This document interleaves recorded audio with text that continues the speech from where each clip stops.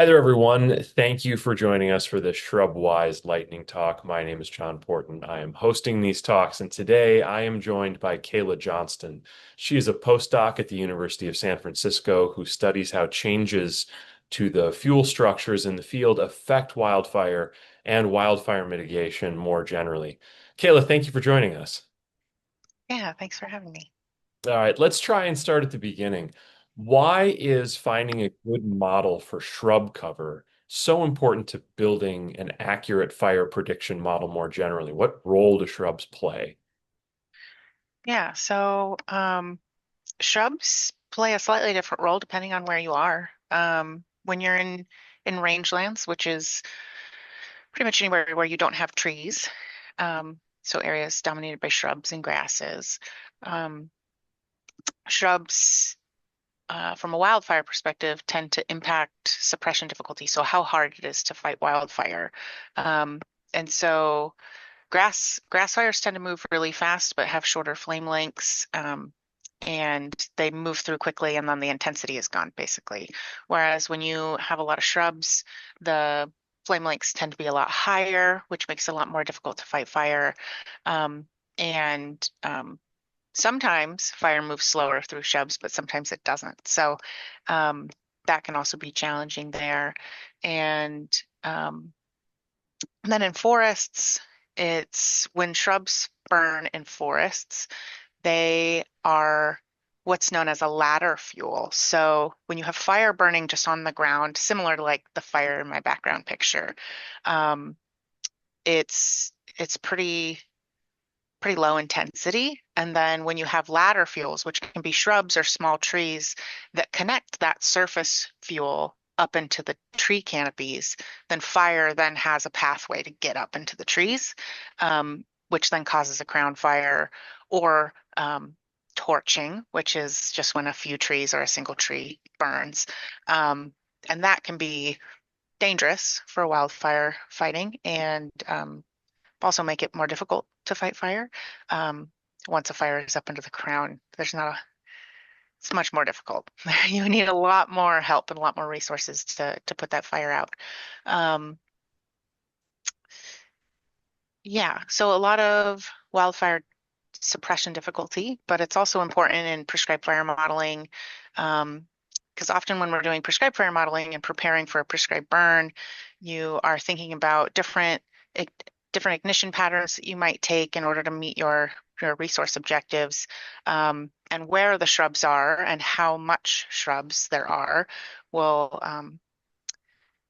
modify how you approach that, how you do your ignition pattern, maybe even the weather prescription that you're willing to accept for that prescribed burn unit.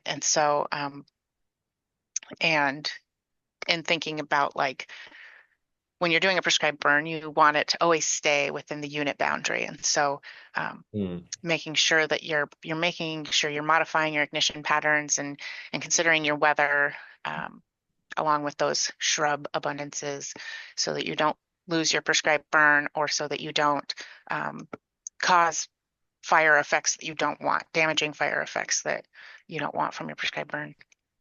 I'm guessing this is going to be one of those it depends questions that I'm asking from a really naive perspective. But are shrubs usually then one of the targets of a prescribed burn when it comes to reducing fuel loads?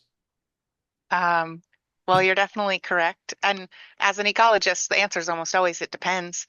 Um, and yeah, so sometimes you are wanting to reduce shrub cover, or eliminate the shrubs, um, but not always. And it depends.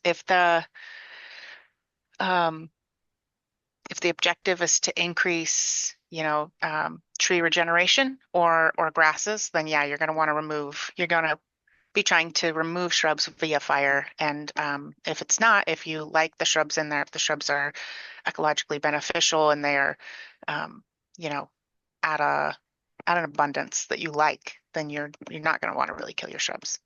Huh. All right. Well, in this data challenge, we're talking about predicting where shrubs are, shrub density, all these things about the fuel structure of shrubs. What would you say? if you had a perfect data set, would be the things you'd want to know in order to tell what shrub or to predict what shrubs there were in a particular area? What are the variables that really matter, do you think? Um, well, you could look at there's data sets out there on potential vegetation type or existing vegetation type, which will give you a broad classification of what type of ecosystem you have. And that will give you really good insights on potentially what shrub species are there, which is important because of the life strategies of those different species types. So, especially in the Western US, where we have these fire-prone ecosystems and we're seeing more and more fire, if you have repeated entry or so multiple wildfires that burn across the same area that once was a shrub dominated area, and that shrub species does not handle that well, Mhm. especially if the fires were close together temporally, um, then you're going to see a lot less shrub cover or no shrub cover compared to what you would expect otherwise. Versus if that happens in a place where shrubs, uh, the most effective life strategy is when they resprout post fire. So from the same stump, it will just resprout a new shrub. And so knowing the shrub species and their really maybe not their species, but their life strategies, what kind of life strategies are employed by the different shrubs in that area, to know how they are responding to fire, and also if you're using remote sensing data to try to capture how much there are, knowing whether they're deciduous or not, and knowing, maybe how their spectral reflectance changes through the season. Um, but also soils are super important. Soil type and soil depth um, will largely dictate across large scales what type of shrubs grow, how big those shrubs get, um, and just like the general abundance of shrubs that site can support. And um, climate as a broad classification. Um, so shrubs and other woody species tend to be pretty resilient to like a 1 year drought or a 2 year drought, or um, other major climate variability year to year. But um, those broad classifications, like if you're in a Mediterranean zone versus a temperate zone versus a more desert type zone, you're going to get, again, different shrub types, different shrub abundances, different sized shrubs. Um, yeah, I'd say those are the big ones. Soils, the fire history, maybe broad vegetation types, broad climate zones, if you're mapping across large landscapes like the entire Western US. Um, yeah, and really trying to pick out the even just the broad differences in like shrub strategies from place to place. I like that notion of life strategies. I'm assuming that sort of gives you insight into how fast these things grow, how long they last, how dry they can become before they, those sorts of things. So as we've Yeah. been preparing for this data challenge, I have been struck by the notion that as hard as it is to predict tree cover, predicting shrubs is even harder. Why is that? Um, That also, it depends on where you are. So if you're in the forest well, so anywhere you are, if you're taking field measurements, it's pretty easy because you're right there. You're standing next to the shrubs. You can see them. You can physically measure them.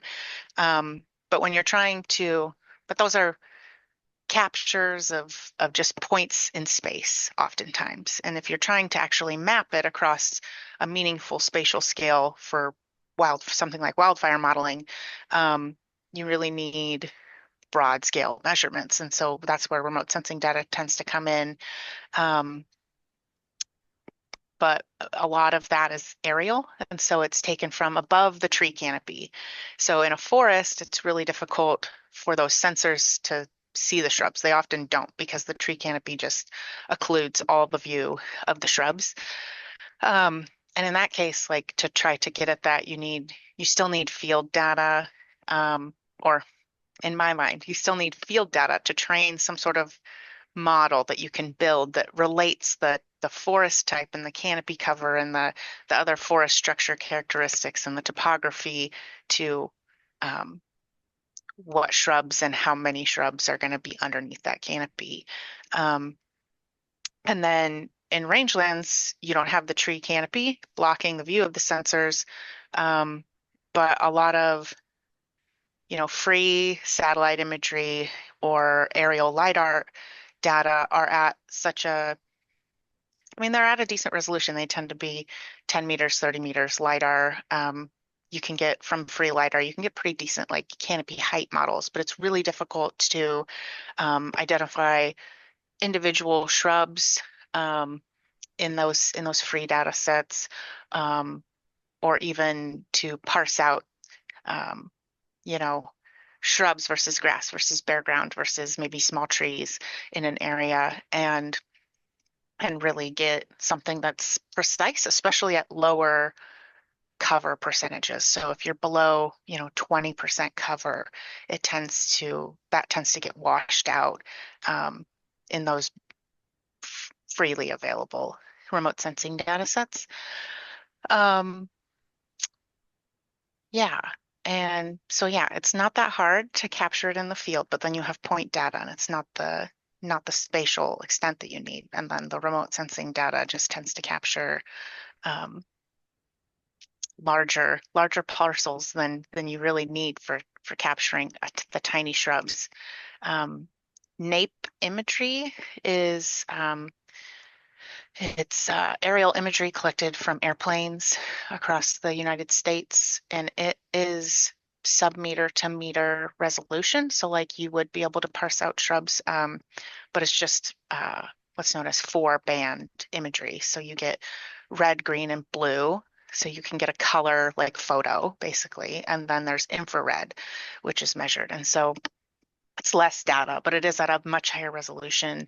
And some folks have used that for trying to map certain things, um, but it's less data in the data set, so it's a little more challenging. Yeah, we are talking in a different light talk more about NAPE. That'll be interesting to hear.